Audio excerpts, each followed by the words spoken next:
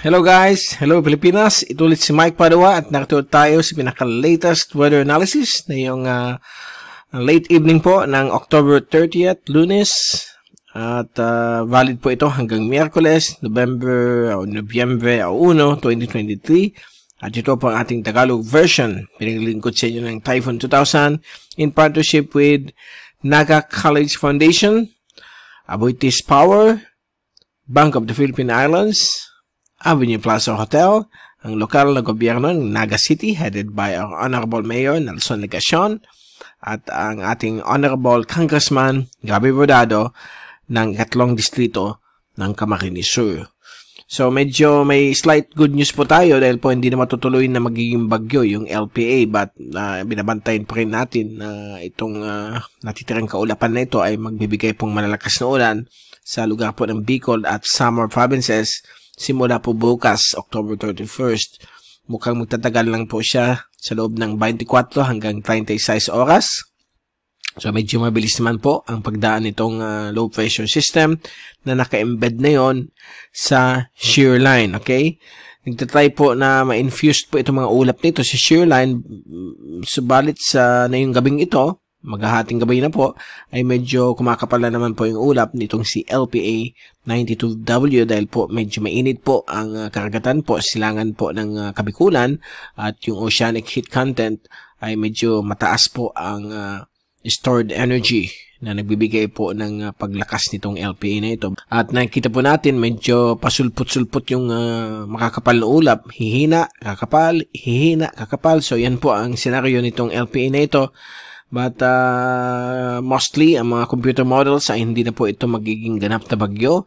Mananatiling low pressure system na lang po siya hanggang sa malusaw po ito pag landfall po dito sa may Kabikulan, probably bukas ng gabi, early morning ng November 1. At nauuna po yung kanyang kaulapan, okay? Makapal na ulap. At bago tayo mag-proceed sa GraphSat, pakita ko muna sa inyo itong Comunidad Climate Action Center. Ito po yung banner na sa website natin, typhoon2000.ph. Puntahan naman po ninyo kung interested kayo, mga LGUs, mga LGUs, mga kumpanya o mga organization na gusto magkaroon ng sariling Climate Action Center na aside from typhoons, ay kasama po ang mga local weather, mga weather systems na magbibigay po ng malakas na ulan. Kasama din po ang mga lindol at yung dengue mosquito. Ay, pwede nyo ma-monitor dito. At mga LGUs at mga companies po sa Asia Pacific ay nag-avail na po nito. So, yung mga interested ay pumunta lang po sa ating website, typhoon2000.ph, i-click yung banner, pupunta po kayo sa Google form para i-fill up po itong Climate Action Center. At yung mga interested malaman kung ano po itong Climate Action Center ng komunidad, kontakin lang po nila si Aaron Cabasal. At ito po yung number niya, 0976-160-7245. Or email lang po siya sa aaron.cabasal@comunidad.co for more details. Okay, so yan po ang Komunidad Climate Action Center. Umpisa natin ang update. Ito ang latest GraphSat. At kaninang umaga po ito, mga tanghali na ginawa natin. So, sa mga oras na, what time is this? Mga 10 o'clock yata ito ng umaga, ay nag-dissipate po yung ulap, but na yung gabi ay kumakapal naman sa banda dito yung kanyang kaulapan. So, bagamat na humina na po siya, try po niyang, at inaasahan pong ma-absorb po sa shear line, ay still mukhang magsusurvive yung kanyang kaulapan at pagbibigay po ng mga ulan simula na yung gabi hanggang bukas, whole day bukas ng October 31st. And then by November 1 ay hihina na po itong mga rainfall, improving weather conditions na po sa Kabikulan at Eastern Visayas. At baka yung ibang ulan ay pumunta po sa Calabarzon at Metro Manila. So babantayin po natin itong natitirang kaulapan in 92W na hindi na po inaasahan maging bagyo.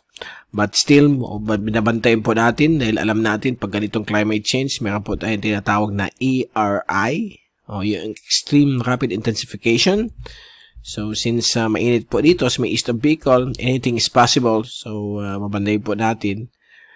And then, yung amihan ay patuloy pa rin makaka-apekto po sa dulong Hilagang Luzon at coastal na waters po ng Silangan Luzon. So, medyo magandang panahon, mahangin, na may mga pabugso-bugsong ulan na maging mas malakas po dito sa Kabikulan. At summer provinces dahil po sa pagdaan nitong tail end ng frontal system o yung tawag natin na yun as shear line, at yung mga natitirang kaulapan ni low pressure area 92W. So mag-ingat po sa mga posibleng pagbabaha at pagguho ng lupa. Kung may mga malalakas po na thunderstorms, dala po itong LPA 92W. And ito po yung fast animation. So nakikita po ninyo yung shear line na yan po, at ngayong gabi ay medyo lumalaban po si LPA 92W. Kumakapal na naman yung ulap. Baka naman po in the next few hours ay malusaw na ulit itong mga kaulapan, but yung mga natitirang kaulapan ay magbibigay po ng mga pag-ulan sa Kabikulan at ibang bahagi po ng Eastern Visayas bukas po October 31 hanggang early morning ng November 1. So, don't forget, o huwag niyong kalimutan magdala ng payong at kapote, jacket, kapag kayo po ay pumunta sa mga puntod ng iyong mga mahal sa buhay. Dahil po, November 1 ay All Saints Day. Okay, and then, ito po yung zoom in solar animation mula alas 6 ng gabi hanggang ngayon pong midnight na po ng Tuesday, October 31. Ay nakita po natin pagkapal na naman po ito ni LPA 92W. But after that, baka maghina naman po yung kaulapan niya. But inaasahan po natin bibigay ito ng ulan. Simula na yung oras na ito hanggang sa early morning ng November 1. At pag-check natin na yung latest European Model Ensemble mula sa easterlywave.com, ay nakita po natin itong mga itim na ito. Kumakapal yung itim nitong si LPA 92W, meaning po yung pressure niya po dyan is more than 1,000 hectopascals. So medyo nasa LPA status pa rin po siya. And then meron naman po nagkumakapal po ditong ensemble na tracks. So babantayin po natin yan for possible development. At pagdating po sa wind forecast at pressure forecast ng European model mula sa windy.com, bukas po ng hapon, yung LPA ay dito po sa may coastal waters ng Kabikulan at magbibigay po ng malalakas na ulan sa Bicol region. At actually, this is maganda po itong relief sa mga farmlands kasi nasa dry spell po tayo dahil sa El Nino. So makakatulong po ito sa mga dry fields ng ating mga farmers, okay? So makakatulong po ito para magkaroon po ng irrigation. At pagdating po ng November 1, mawawala na po yung LPA, malulusaw na po siya. And then yung amihan ay nakakonsentrate na lang po dito sa may dulong hilagang Luzon, sa may Batanes, Babuyan, Comoros Islands. November 2, nasa West Philippine Sea na po siya, but hindi na lang po ito inaasahan na magiging ganap na bagyo dahil wala pong pinapakita itong European model. So, i-move natin next weekend, November 4 and November 5, Sunday. Yan na po, mag-form yung panibagong LPA south of Guam. Then, November 6, 7, and 8, mukhang pa-west-southwest po siya o westward. And then, papasok po siya sa gabi po ng Miyerkules, November 8, bilang isang tropical depression o LPA. Dito po siya sa may bisinidad ng Palau. So medyo namimilig ko po ang Kabikulan, Visayas at Mindanao sa possible track nitong susunod na weather system. Balik tayo sa November 6. Kung i-check natin yung American model, mukhang malakas po siyang bagyo. Ayan po, November 7, November 8, papasok na po siya ng PAR. Generally, westward po siya. So, namimilig ko din po ito ang areas po ng Central Luzon, Metro Manila, Bicol, Visayas at Northeastern Mindanao sa tinatahak po nitong American model. But, kung i-compare natin sa European model, mukhang lumalaki ang probability na baka matuloy po ito. Although, ang forecast ay 9 to 10 days, pwede pa po ay iba-iba ang tracking niyan. At baka malusaw din tulad ni 92W, but we will never know kung malulusaw nga. Kasi ang pinapakita po dito ay habang lumalapit ay lumalakas po siya. So we will keep you updated. Sana mag-pray tayo na umakyat po siya at malusaw para hindi na po maapektuhan kung ano mang lugar na pwedeng apektuhan itong weather system na ito between November 10 10 to 11 kasi pinapakita po ng American model except yung European model hanggang November 8 or 9 lang. Ang American model ay mukhang dito siya dadaan. Okay, sa may Visayas. But nagpa-fluctuate po yan every 6 hours. Iba na naman po ang track. Meron kayong track kahapon na yung system na yan medyo mag-recurve pag ganyan na direction. So we don't know. We will keep you updated, particularly after All Saints Day, kung ano po ang magiging status po yung kasunod, okay? But so far, wala pa po sila. Hindi pa nagpo-form yung sa may Guam area. So, we will keep you updated. Now, ito naman po yung ating rain forecast for the next 3 days hanggang November 2, para malaman po ninyo. So, ngayong gabi, nagsimula pong umulan dito sa Bicol, and then Northern Samar within the next couple of hours. At nakita po natin dito sa satellite, ito mga ulap na ito. So, yan, papalapit po sa Northern Samar. And then, bukas po ng hapon, itong kaulapan nito ay mukhang envelope po ang buong Kabikulan, Masbate, and Northern Samar. So, likely, nandito na po yung LPA. Elongated po siya at medyo nauuna po yung kaulapan. Dahil po sa upper level winds o wind shear, natataboy to the west.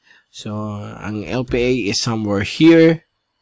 And then, yung kaulapan niya ay nandyan sa west niya habang ito ay tumatahak pa westward. So, October 31, medyo maulan. And then, pagdating ng early morning November 1, nandyan pa kayong ulan, but sa Camarines Norte na lamang at nawawala na po. At magbibigay kayo ng ulan sa ibang bahagi po ng Central Luzon, Calabarzon at Luzon. Dahil po sa pagdaan po dito ng shear line at yung remnants ni 92W. And then sa November 2, alas wala na po. Although may mga thunderstorms pa rin dito. Probably ito po yung remnants ni LPA 92W na nagkalat-kalat na po, na dispersed sa buong bahagi po ng Luzon, lalo po sa hapon o gabi. And then, yan po. Same lamang po yung mga tracking dito. Kaya yung rainfall pattern dito pagdating ng November 7 to 8, ayan na po yung panibagong LPA na babantayin natin.